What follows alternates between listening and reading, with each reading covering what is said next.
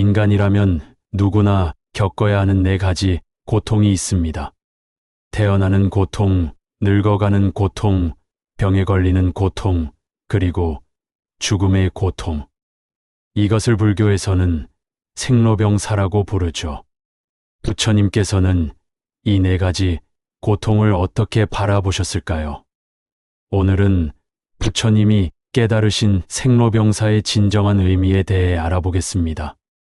이 가르침을 통해 우리가 겪는 고통의 의미를 새롭게 이해할 수 있을 거예요. 첫 번째 고통, 태어남의 괴로움에 대해 살펴보겠습니다.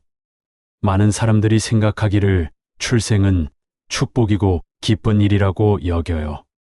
하지만 부처님께서는 태어남 자체가 고통의 시작이라고 말씀하셨습니다. 아기가 태어날 때 겪는 신체적 고통도 있지만 더 깊은 의미가 있어요. 이 세상에 태어난다는 것은 무명과 욕망의 세계에 발을 들여놓는다는 뜻이거든요.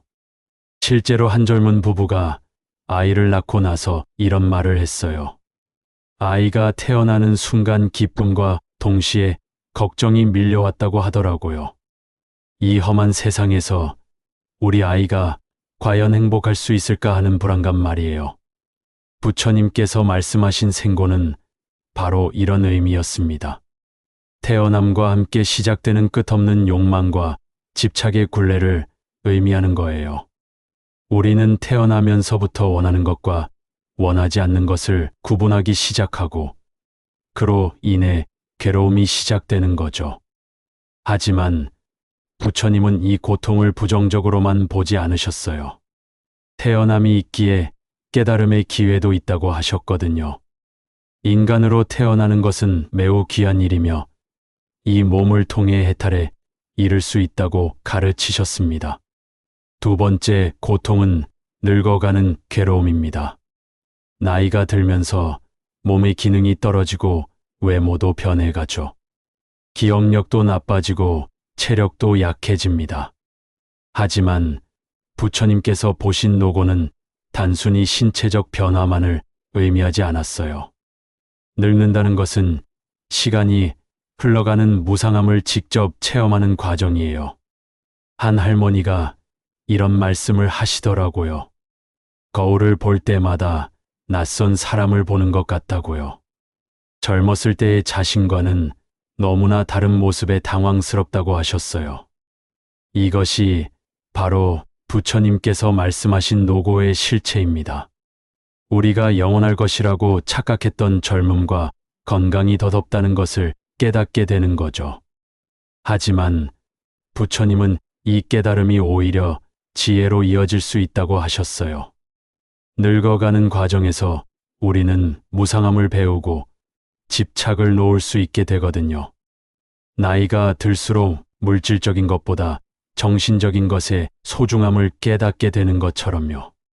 실제로 많은 어르신들이 젊었을 때보다 마음의 평안을 찾으시는 경우를 볼 수 있어요.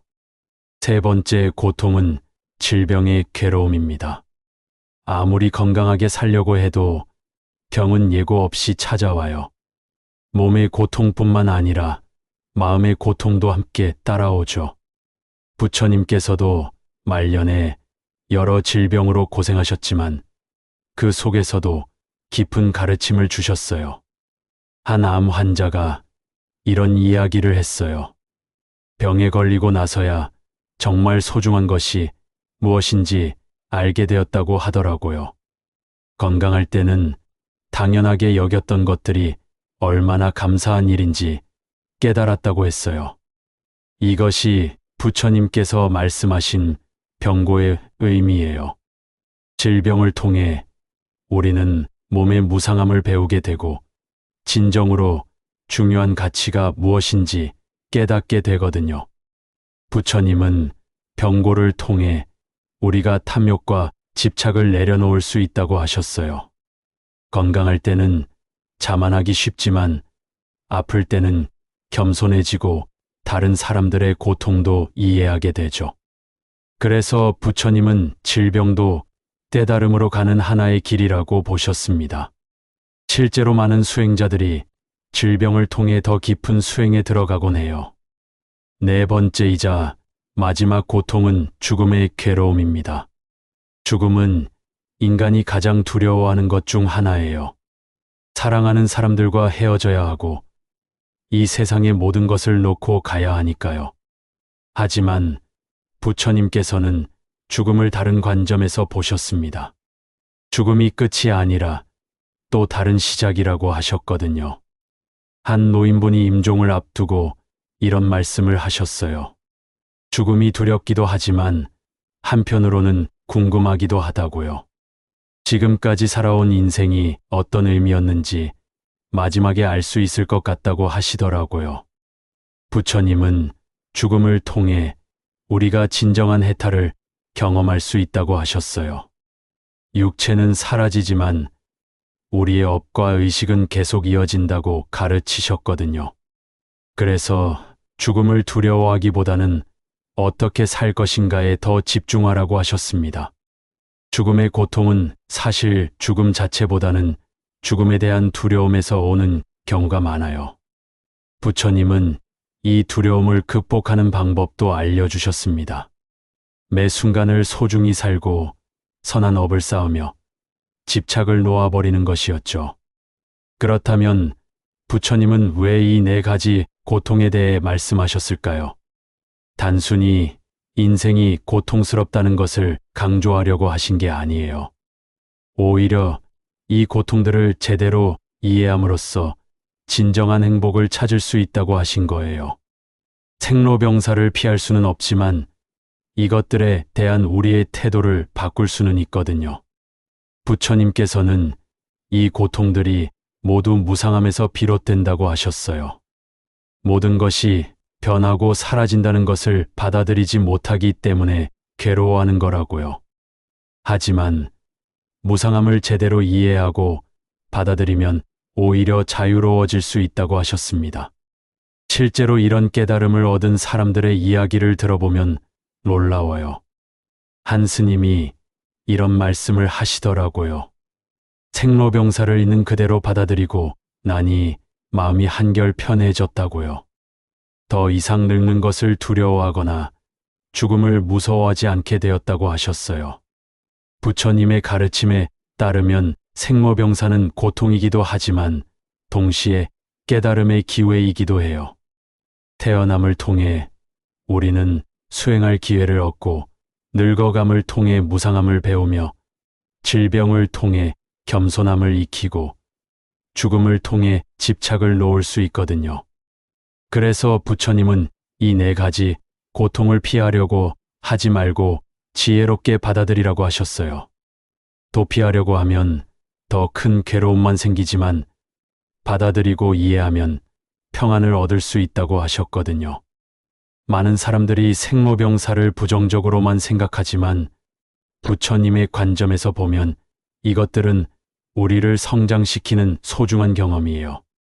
고통을 통해서만 진정한 자비심과 지혜를 얻을 수 있다고 하셨거든요. 아픔을 겪어보지 않은 사람은 다른 사람의 아픔을 진정으로 이해할 수 없다고 하셨어요. 그래서 부처님 자신도 왕궁의 편안함을 버리고 고행의 길을 택하신 거였죠. 실제로 큰 시련을 겪은 사람들이 더 따뜻하고 지혜로운 모습을 보이는 경우를 자주 볼 수 있어요. 부처님께서는 생로병사를 극복하는 구체적인 방법도 제시해 주셨어요. 그것이 바로 팔정도라는 올바른 수행법이에요.